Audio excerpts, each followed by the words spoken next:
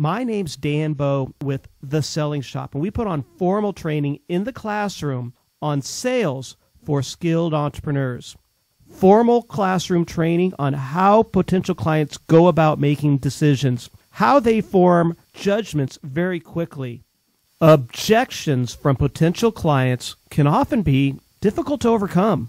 If skilled entrepreneurs, these are entrepreneurs who have valuable resources and skills for their potential clients, if they can't overcome those objections, they can often end up being a free consultant.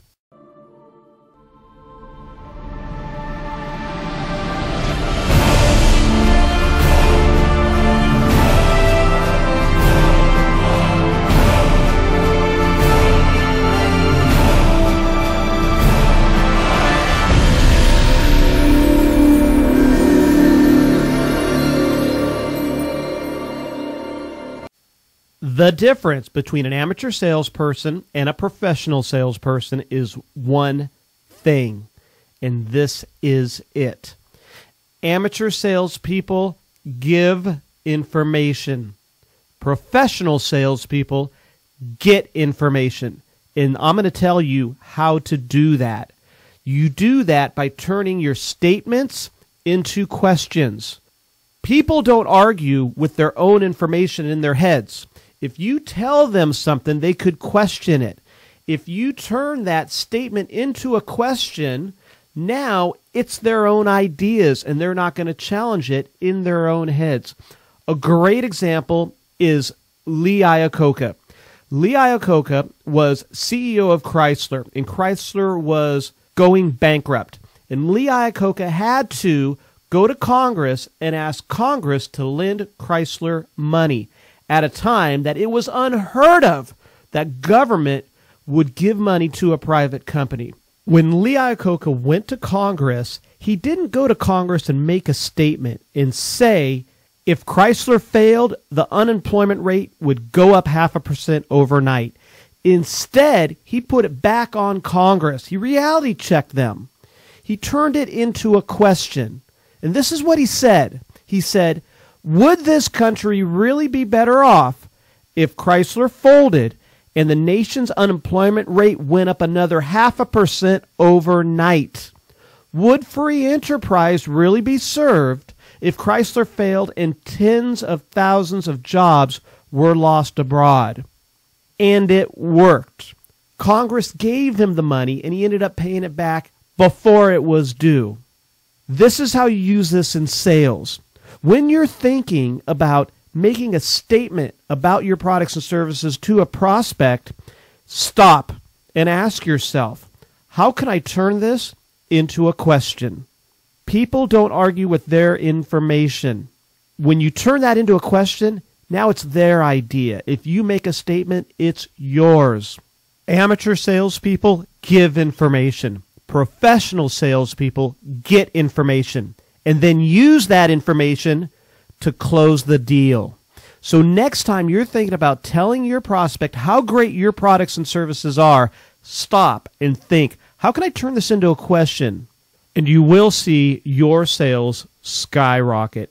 I interviewed over 100 top sales performers, and what I learned is they all had a process of creating intrigue, establishing credibility, overcoming objections, getting the commitment, solve problems for their customers. And there was one part of the process called the questioning process, where they actually got information. But the most amazing thing that I really want to talk about right now is the entire process was done with questions. That's how they created intrigue. That's how they established credibility. That's how they came up with ways of overcoming objections. It was always turning statements into questions. That's the difference between a professional and an amateur. Questions are the most essential part of the sales process. The right question can move the client forward. The wrong question can kill the deal. E.K. Strong, back in 1925, did research on the importance of questions in sales. And what he determined is that you could put all questions into 3 different categories. And we need to know what these 3 categories are and when to use each type of question. Let's get started. The first category is open open-ended questions. Now, open-ended questions are questions that you cannot answer with a yes or a no. It takes some type of statement in order to answer those questions. What did you do last weekend would be an open-ended question. Now, open-ended question, it has previously been taught, should be the majority of questions that you use in the sales process. And I emphatically disagree with that. And the reason is they do not pivot at any moment the sales process forward. We're going to go over the other two types of questions and how important it is to use those questions to pivot the process forward. Open-ended questions are great for one thing, and that is facilitating conversation. Please make a note of that. Open-ended questions facilitate conversation. Number two, the other category of question is alternate choice questions.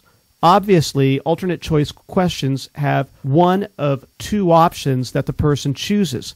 So they are great for, and please write this down, nailing the client down. Anytime that you are working to schedule an appointment and you want to nail that client down to a specific time, alternate choice questions can help you do that effectively. Would you like to meet Wednesday at 3 or Friday at 4? What works out better for you? And now you're pivoting that client forward to actually making a decision and nailing them down. The third category of question is the most important type of question to use, and it is closed-ended questions.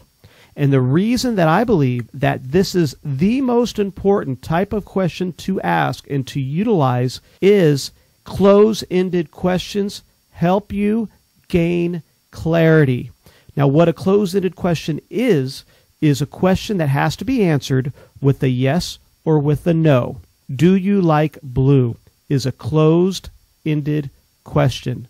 It requires a yes or a no answer. These three different types of questions have three different purposes, and if we don't know when to use which type of question, we may kill the deal. Open-ended questions facilitate conversation. Alternate choice questions nail the client down. Closed-ended questions help you gain clarity. Do not be afraid of asking closed-ended questions. Use those questions to move the client forward. Gain clarity. I'm so bold that I'll even ask closed-ended questions with price. I'll ask, is $1,400 okay? Why do I do that? It's because if it's not okay, I want to know about that because I have a response to that.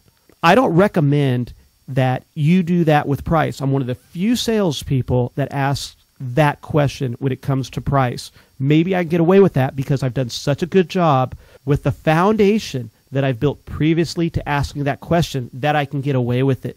But I do that because I want to gain clarity. So don't ever be afraid of asking closed-ended questions. They are absolutely essential for gaining clarity and really figuring out how to help that client. What is sales? Sales is simply solving a problem that your prospect has with your products and services. And the way that we do that is with questions. The One Evening Sales Course is not about trying to get somebody to do something they don't want to do. The One Evening Sales Course is about real communication so that skilled entrepreneurs can help more potential clients. I interviewed over 100 top sales performers, most making over $100,000 per month. I asked them one question, and the question wasn't, what is your closing technique? It wasn't, how do you overcome objections? It was, what is your entire process from start to finish? How do you go about creating intrigue in those cold clients that don't even know that they need or want your products and services? How do you canvas? How do you get the defenses down? Establish credibility, questions, unearth objections, emotionally connecting them to what it's going to be like once they have your products and services. Test close and solve problem. I teach that process in a One Evening Sales Course. Would the business that you are trying to grow really be better off the next day when you show up for work if you get 3 more hours of work done? Or would your time be better served developing a system to close more clients that you can use the next morning when you wake up? We bring you in the live classroom via an internet simulcast. Half of your computer screen is the PowerPoint slides that everybody in the class is seeing. The other half of your computer screen is the video of me. You have the same workbook right in front of you. You're working off the same sales templates that everybody in the class has. We can all hear you and your questions and interactions, and you can hear everybody in the class. Your closing ratios can go up 200%, just like Andrew Lowen of California Web Options. No matter what level of sales expertise you've already achieved, you can even get better, like Doug McKirk of Tony Robbins. You can develop a better relationship during close and have your clients really get the care that you have for them, like Candace Pittenger of Adama Institute. You can close for appointments those clients that are calling you, just like Dr. Rob Irwin, performance psychologist. No matter how much personal development experience and how much you've worked on yourself already, you can even get better and tap into that inner drive, that fire in the belly, even more like Eric Carlson, the #1 world fitness champion. When I was interviewing those 100 top sales performers, what I learned is that a lot of the stuff that's taught in traditional sales courses, they don't use. And I think what happens is somebody goes to a sales training class and they think, well, this is really good stuff. I think I'm going to teach it in a sales training class. And now they're teaching in a class something they learned in a sales class. And it's not real world applicable. It's not authentic. And it's not what the professionals use. This sales training class most likely is not what you think. It is not like traditional sales courses because this is the information age. People are inundated with information. It's way too much information to process and make decisions on all day long. So they've come up with shortcuts to the decision-making process. They're using these shortcuts all day, hundreds of times a day. If they've been using these shortcuts all day long to help them make decisions, when we put information in front of them that evening, they're not going to stop using these shortcuts, analyze it, and make a rational decision. They're going to continue to use these shortcuts whether they spend the time to learn about it, whether they try to figure out if things could be better, whether they listen to you, whether they go forward or not. If you don't know what these shortcuts are, you may say something that may influence them not to go forward rather than to go forward because these shortcuts are not rational. We teach what those shortcuts are in the decision-making process in the sales course. Now, I've gone over an important element on the decision-making process in a very short amount of time that I have on this video. I've discussed how to catch ourselves in real time when we're about to say something that could potentially ruin the sale. Catch ourselves, turn that around, and instead ask a question that may close the deal. Getting this decision thing down is essential. There are 10 other principles that entrepreneurs need to know. So what does the Selling Shop teach entrepreneurs? Pivot point questions, creating intrigue by holding back information, getting the commitment before you've given the information so that you don't become that free consultant. Decision psychology, how people form quick judgments and then decide. To continue learning about sales and how people make decisions to propel your business so that you don't lose out on that potentially huge deal, register for the one-evening sales technique class, Entrepreneur Specific. So this is really for those people who have to sell their own services.